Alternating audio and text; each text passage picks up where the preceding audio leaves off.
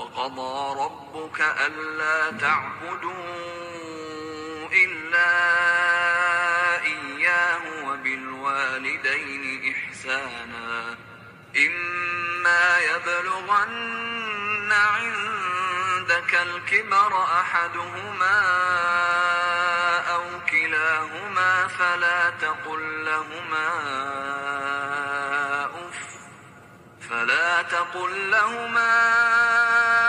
أف ولا تنهرهما وقل لهما قولا كريما.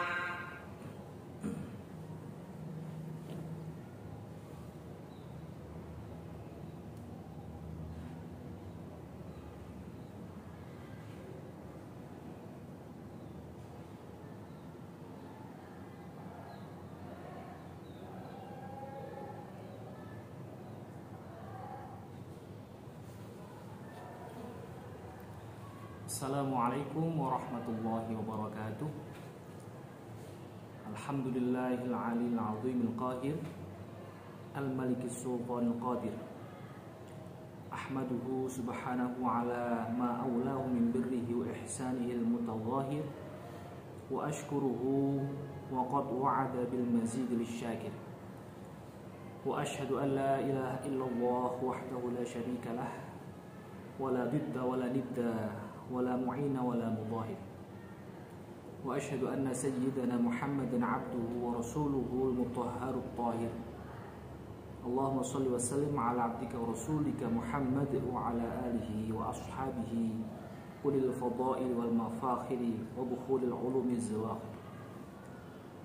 Pemirsa Cahmad Wajid TV yang berbahagia, alhamdulillah pagi hari ini kita bisa berjumpa kembali dalam acara Purnama 2 Mengaji. Mudah-mudahan istiqomahan kita semua benar-benar meningkatkan ketakwaan kita, sekaligus meningkatkan keridhaan Allah Subhanahu wa taala kepada kita semua. Amin ya rabbal alamin.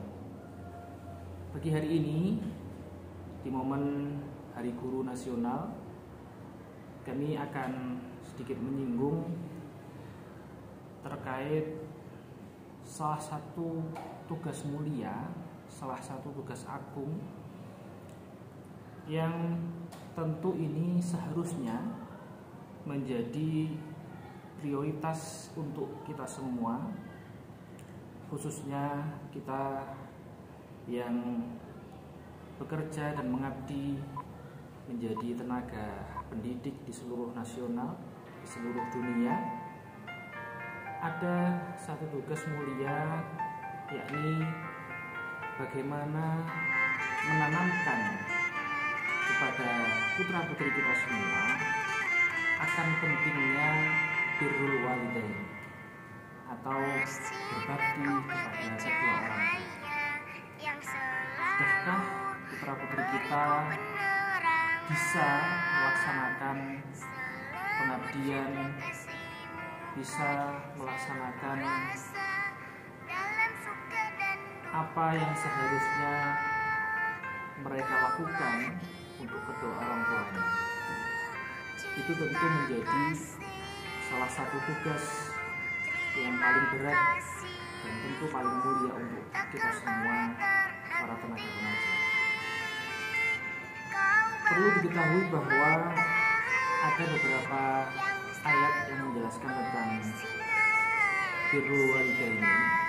Yang pertama ada dalam surat Luqman ayat 14. Wassaynal insana biwalidayhi hamalathu ummuhu wahnan ala wahnin wa fisaluhu fi 'amain anishkur li wa liwalidayk.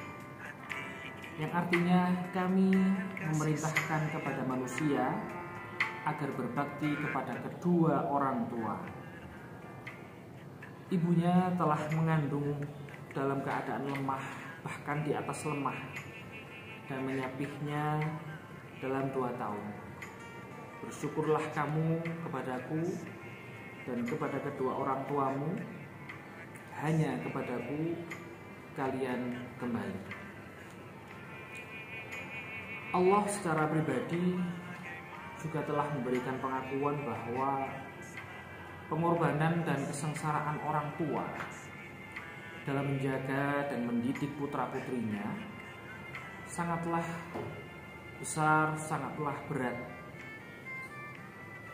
Karena inilah, maka dalam beberapa firman Allah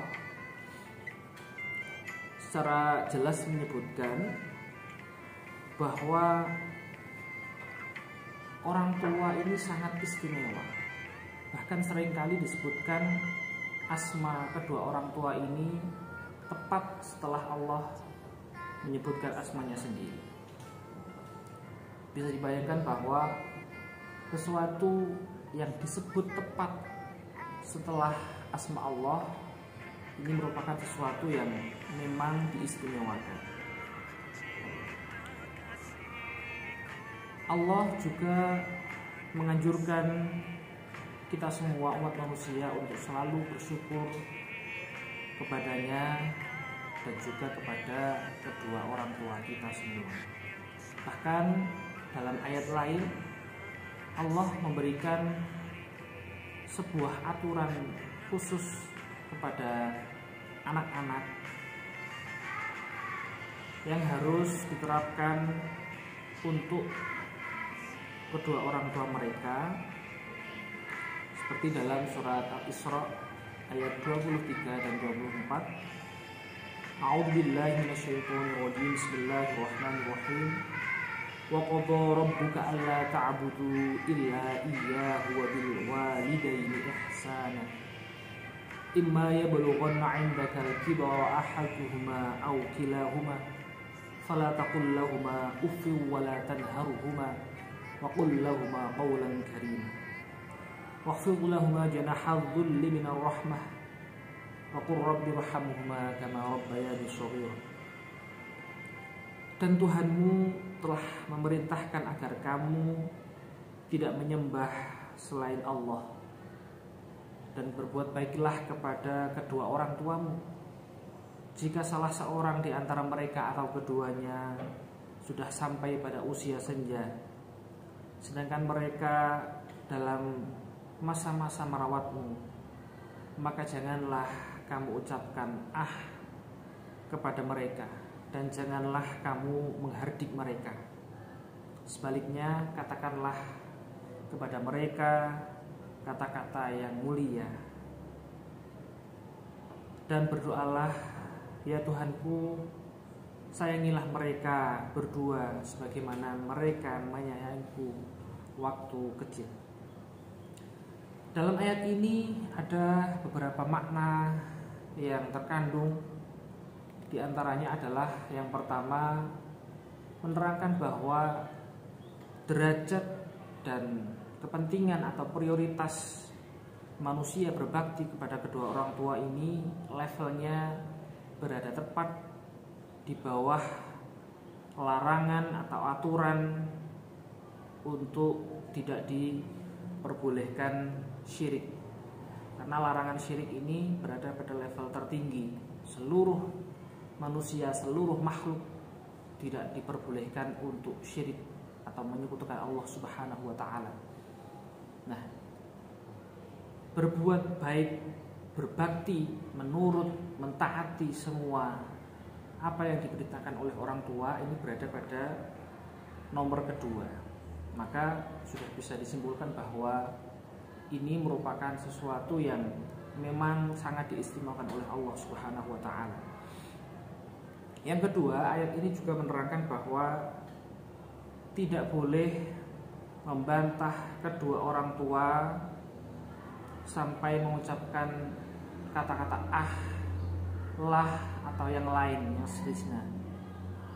Apalagi sampai masuk kategori meneriaki, menghardik atau bahkan mengancam. Ini tentu sangat dibenci oleh Allah Subhanahu wa taala. Yang ketiga, menjaga sopan santun dan merendahkan diri di hadapan kedua orang tua dengan didasari rasa sayang, bukan ketakutan.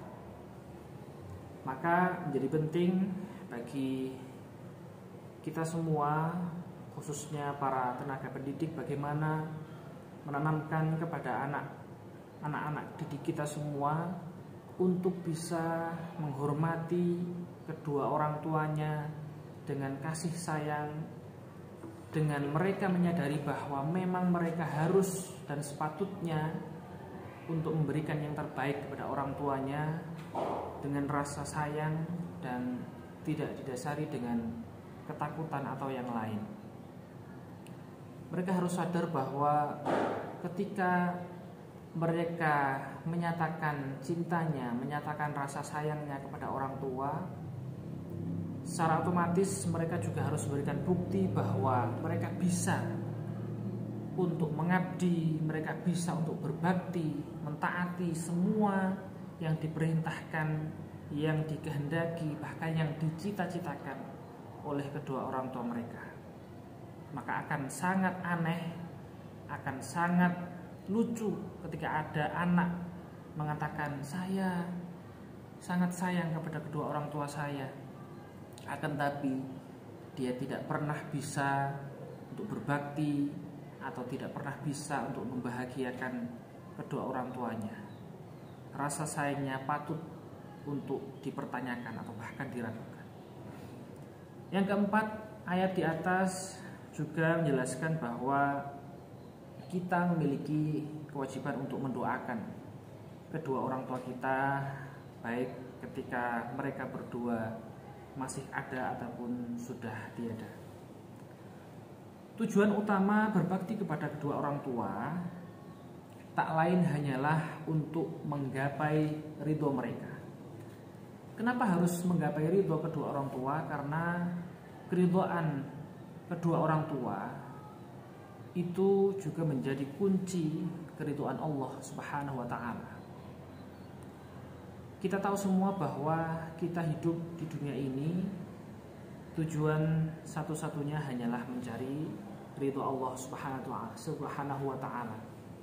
Maka akan sangat pantas, akan sangat baik ketika kita menempuh jalur berbakti kepada kedua orang tua untuk sekaligus juga mencari ridho Allah Subhanahu wa ta'ala. Seperti dalam sabda Nabi Muhammad SAW, qala Rasulullah SAW, ridullah fi ridul walidaini wa sakhatullahi fi sakhatil walidaini. Ridho Allah itu tergantung kepada ridho kedua orang tua, dan murka Allah juga bergantung kepada murka kedua orang tua. Maka dari itu kita semua harus mentaati perintah kedua orang tua, apapun itu, kecuali perintah-perintah yang memang mengarah kepada hal-hal yang dilarang oleh Allah atau tidak sesuai dengan syariat yang diajarkan oleh Rasulullah SAW, maka yang seperti itu boleh untuk tidak ditaati atau bahkan lebih baik tidak ditaati. Rasulullah SAW juga bersabda terkait ini, la ta'ata li makhluqin fi ma'syiyatil khaliq, yang artinya tidak ada istilah ketaatan untuk menjalankan sebuah maksiat kepada Allah Subhanahu wa ta'ala. Mirsa Sahmadu TV yang berbahagia, kita semua khususnya tenaga pendidik harus benar-benar sadar, harus benar-benar punya niat yang kuat untuk bagaimana menanamkan rasa berbakti, rasa ingin mengabdi untuk kita semua, juga untuk seluruh anak didik kita, agar mereka semua bisa selalu berbakti kepada kedua orang tuanya, dan akhirnya mereka semua bisa meraih keridhaan Allah Subhanahu wa ta'ala. Selamat Hari Guru. Akhiran, assalamualaikum warahmatullahi wabarakatuh.